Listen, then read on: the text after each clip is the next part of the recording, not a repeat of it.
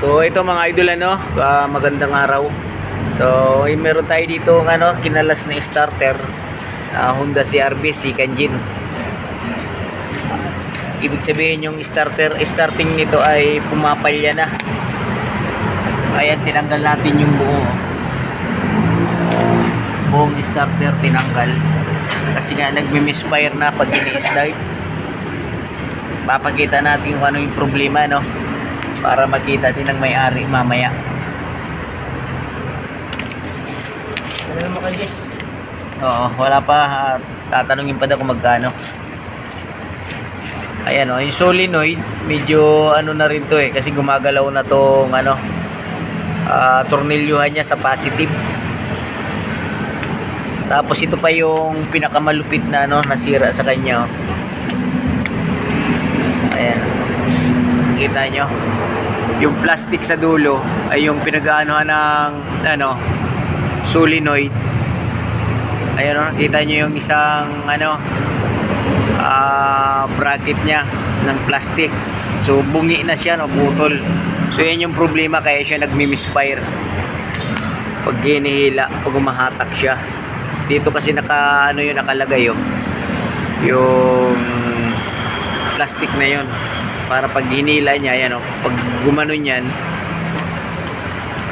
yun yung kakapitan niya, tutulak para ilabas tong bindix, ayan yung bindix na yan, yung mga ipin na yan. Yan.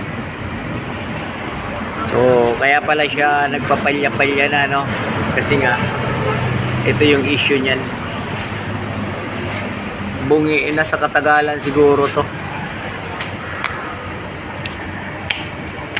Tanggalin natin yung kalahati. Ayan ito yung kalahati ng plastic. Lumulutong pa. Mahinang klase pala to, plastic lang.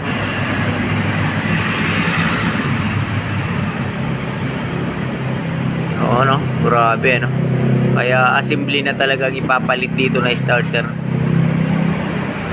Ang problema ay tatanungin pa sa supplier, kung sa mga supplier din nila kung merong stock, mga idol Papakita natin yung sasakyan.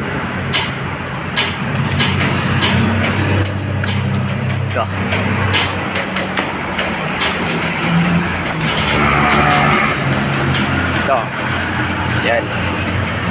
Pag nagtanggal ng starter nito, kahit thermostat, tanggal talaga yung intake. Ayan napakahirap gawin ito na CR-V na ganito. Second gen. Pati ito, luluagan nyo.